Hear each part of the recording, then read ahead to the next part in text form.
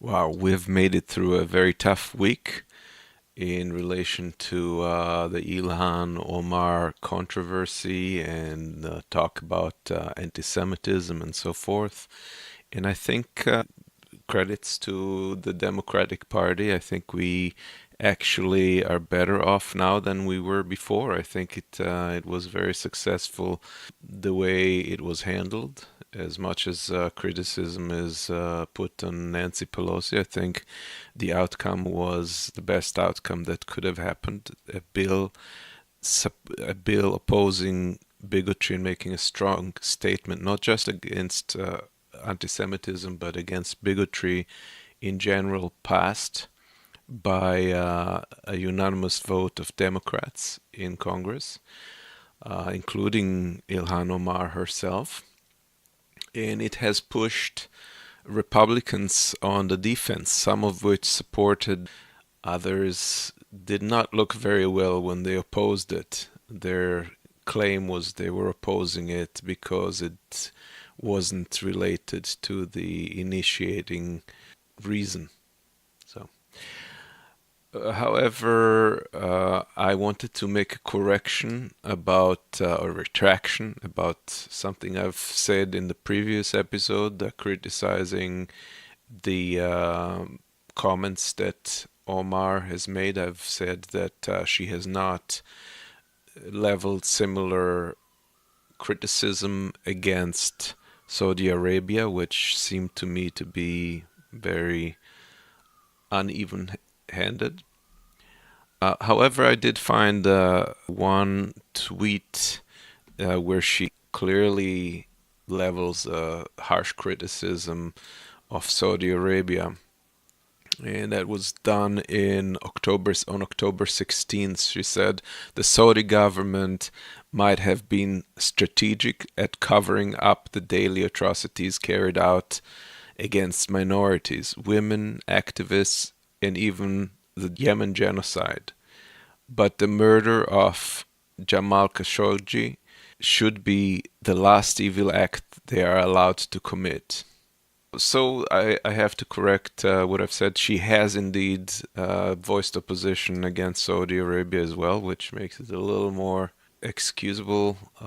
Unfortunately, she used the wrong terms, in many people's opinion, to criticize the pro-Israeli lobby. She hasn't. A lot of people in her defense came and said that she should be allowed to level criticism against Israel's policies, but that is not what she's done, really. She has really just made us about support of the pro-Israeli lobby in terms of supporting a dual allegiance to Israel. So that was the problematic issue, not so much any debate of the Israeli policies, and there should definitely be a discussion of it and what the approach should be regarding Netanyahu's government or some of the right-wing parties in Israel, and that is yet to happen, but none with the problematic aspects are there. Anyway, just wanted to clear that out.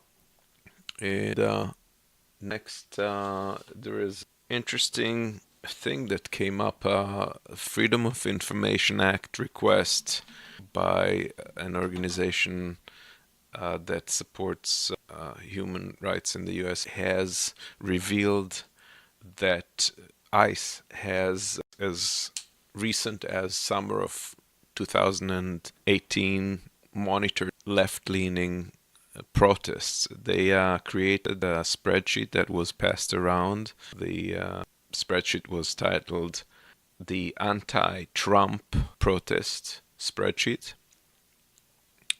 And it included protests not only relating to supporting immigrants and in opposing the recent policies on the southern border, but other protests against the NRA and some other women's issues.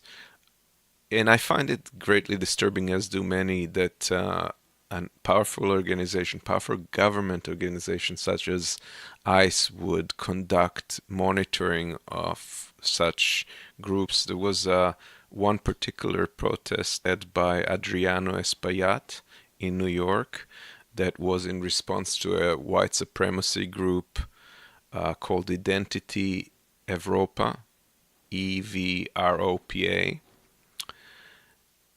which hung a banner off of one of the bridges saying "Stop the invasion and end immigration." And so that was appeared on that spreadsheet, but the group Identity Europa did not. And so Adriano Espaillat issued a request to clarify that. I don't believe any answers were provided regarding that. There was really no response. So the only organization that it was a right-wing organization that did appear on their list was an organization called New Jewish Defense League, which was in fact listed there as counter protest. Why they specified that particular one and not some of the other vocal ones, I don't know. And that raises into question again who determined who to put on the list and whom not. Although I understand that there were no individual names on the list, it's still disturbing that this kind of surveillance was being done, and we don't really know how extensive it was. We don't know if video was taken of these events with the participants in them. We don't know if other spreadsheets were provided for other periods of time. We don't know if it's still being done. There's a lot of questions, but if that's not disturbing to you that a governmental organization would collect such data and disseminate it regarding people that oppose the president or oppose the policies of the government in a free speech democracy, it should. Is that the first stage for blacklisting? Perhaps. I hope not. But it's something to be very vigilant and observing about.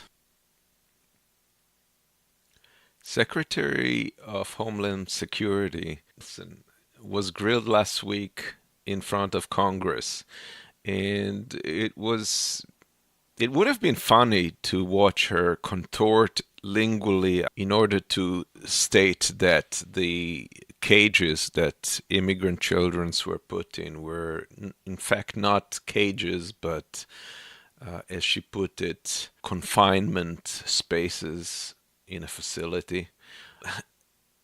But it is a very sad chapter. And the fact that we can't even have our government recognize or admit that this was not the proper way of treating human beings is very sad. Joining me for this discussion is Chris, the natural progressive. And naturally, I wanted her input about what's going on with wolves and the recent story about a whale in the Amazons.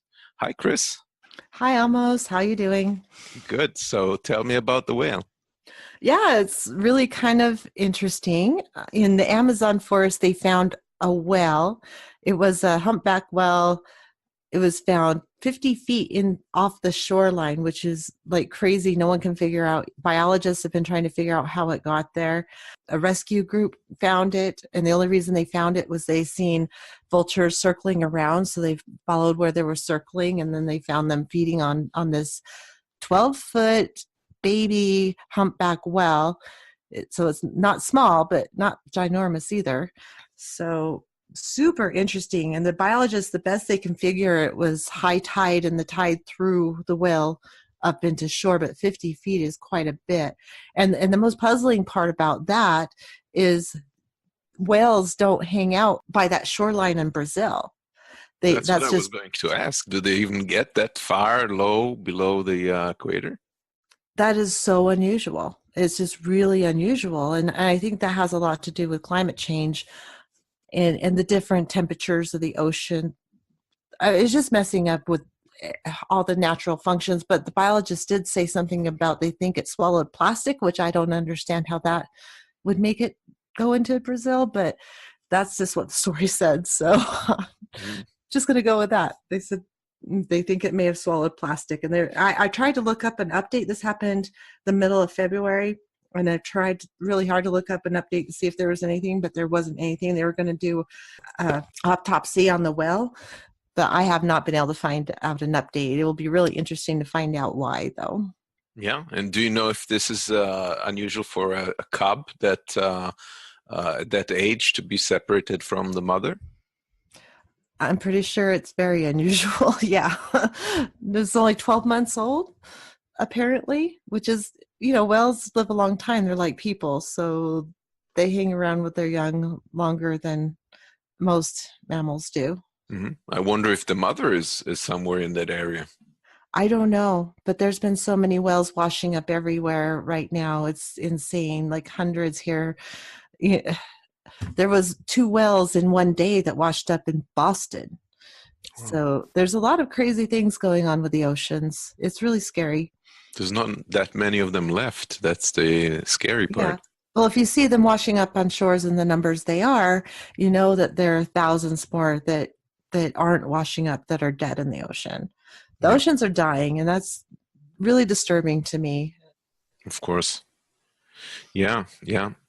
So now what about the wolves? I've read that the Trump administration has requested to reverse the protection laws for the gray wolf. Do you have any information on that? Yeah, yeah. Ryan Zinke's replacement, David Bernhardt, I guess he's been trying to push for this for years and years. And it's all about trophy hunters and farmers that feel like the wolves are eating their profits, but they've never ever endangered. Well, no, rarely have they ever had an issue with a wolf attacking a human. It's just a matter of some of the farm animals that they may attack that are actually invading on their territory, not the other way around. But they would rather get rid of them. There's only 5,000 to 5,500 of them left in the wild, so they are still highly endangered, and they could be endangered within a year if this happens. So it's really tragic, and I really hope somebody stops it somehow. It's totally disgusting, and it's been proven since they became a protected species. They found out that they were super beneficial to the ecosystem, and the big reason for that is they drive like the herds of elk and their prey around, so they don't eat down one area more than another. I So it's see. really important to have them in the ecosystem. They're a really important part of the ecosystem. And when they were worse off than they are now, it really showed in what happened with the herds, with their prey animals, and they were starting to suffer because of it. So I understand that the 5,000 animals left in the lower 48 Hmm. states. There's some in Alaska as well, but the local impact of that is from what I understand, what could be really scary. And I remember growing up in Israel. I remember that they had a campaign to exterminate the jackal because the jackal was interfering with settlements and so forth, and the jackal disappeared for many years, and as a result, a whole range of other animals, other dangers, snakes, and all kinds Hmm. of other creatures Biodiversity sprang up. in They were not, entirely. they didn't have their control anymore, so that affected ecology in a very significant way. At the end, they had to import jackals and try to rehabilitate them. Yeah, and try to get them back into their natural environments. It's this humans keep trying to mess with the systems and the natural systems that animals have adapted to over millions of years. And we, as smart as humans think they are, cannot imitate nature, cannot replace nature. And when nature suffers, we will suffer along with it. We just haven't seen the effects yet. The biodiversity is depleting, and as that happens, you're just starting at the bottom of the food chain and going up, and we're at the top of the food chain, but we will be gone soon. If And I'm not even talking about climate change, which is also a huge issue, but just the fact that we're taking up all the habitat for all of the ecosystems, and we're losing worms, we're losing all these beneficial bacteria and fungi and all that we need to survive ourselves Mhm. and to grow our crops and to live our habitat. We're destroying our habitat when we're destroying the other animals' habitat and trying to control nature. And yeah, we're just not that smart to control it. We're not as smart as nature. We're launching a multifaceted attack on nature. Yes, we are, and it's really disturbing and sad. Yep. So until people smarten up, I guess we'll keep watching out for these things and reporting. Yes, that's all we can do. I mean, well, you can get out there and protest, Of but course. I'm going to spread the word so people maybe do. Yeah. And I know you will too. That's very important. All right. Well, thank you very much, Chris, for joining me. And as always, it's a pleasure to have you on the show. It's been a very great pleasure. Thank you, almost. Venezuela continues to be a powder cake and a complete mess. And a lot of it has to do with how Maduro treated the economy and what he has done. However, it is very disturbing to me that the US is implementing a lot of propaganda and means of dirty play that's designed to make the Maduro government crumble faster and to indebt Juan Guaido, the opposition leader, to the US. Bolton has stated very openly in the media recently that one of the prime reasons the US is interested in Venezuela is for US businesses and for the energy sector. And so everything else is suspect after that.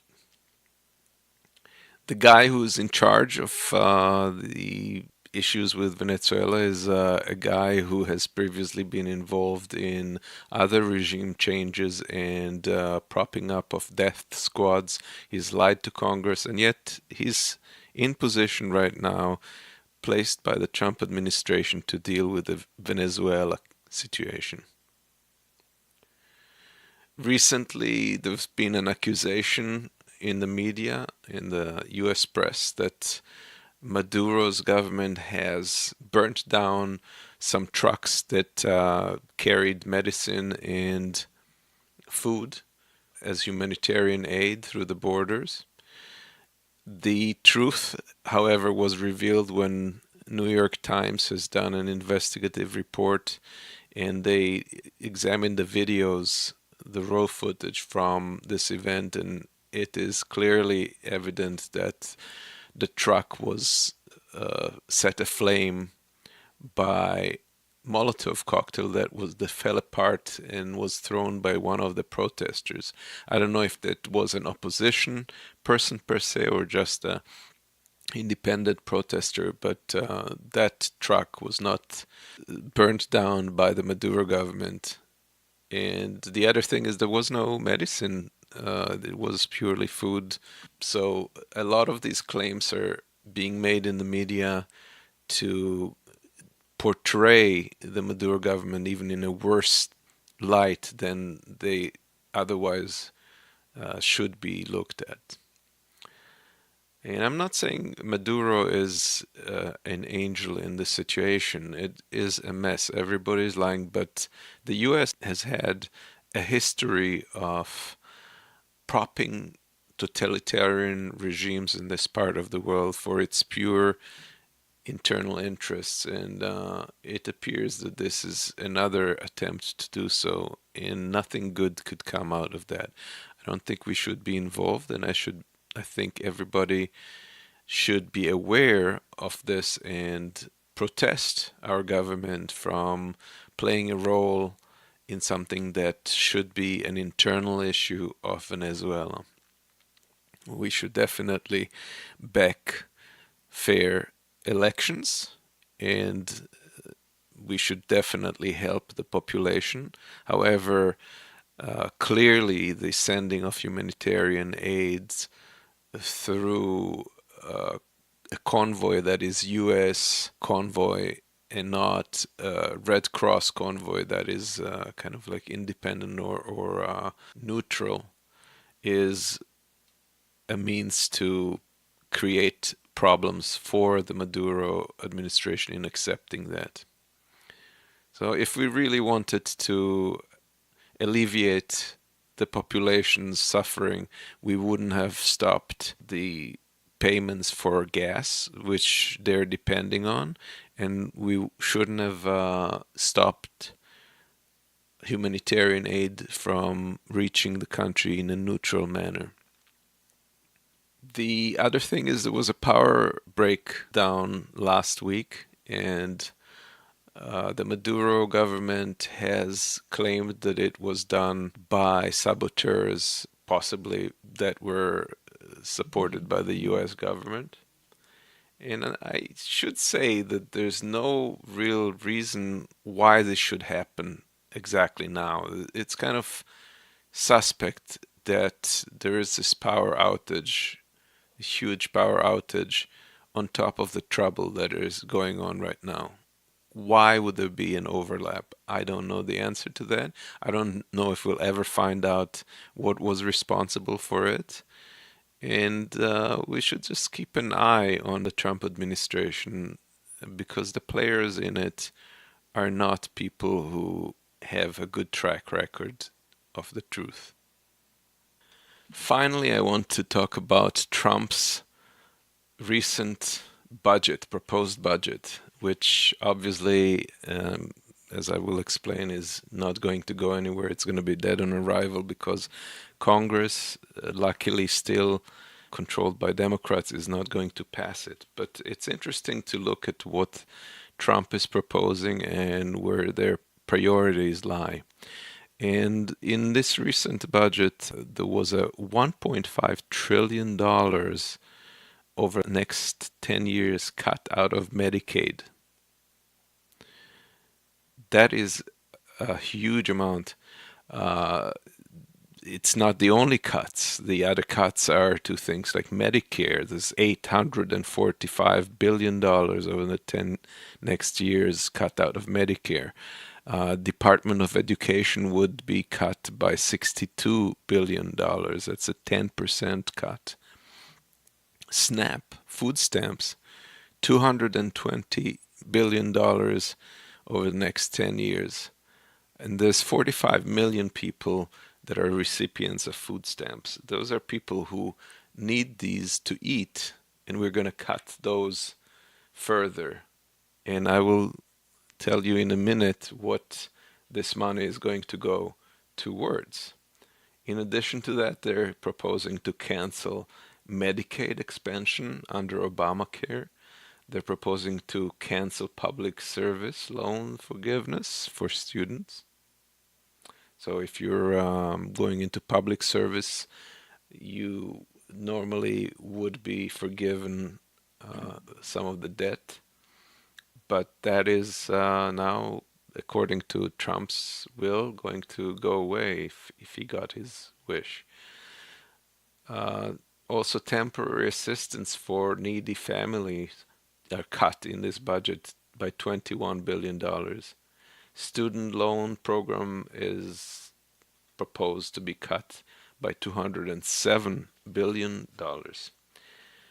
Things like public housing, cuts to Section 8 and Head Start, and women, infants, and children nutrition program, as well as low-income home energy assistance, are all going to be cut according to this suggestion by 9%. You may ask where this money is going to be used. Well, there is a $34 billion boost in defense spending. That is about 5% increase. And also, of course, the $8.6 billion that Trump wants for the wall.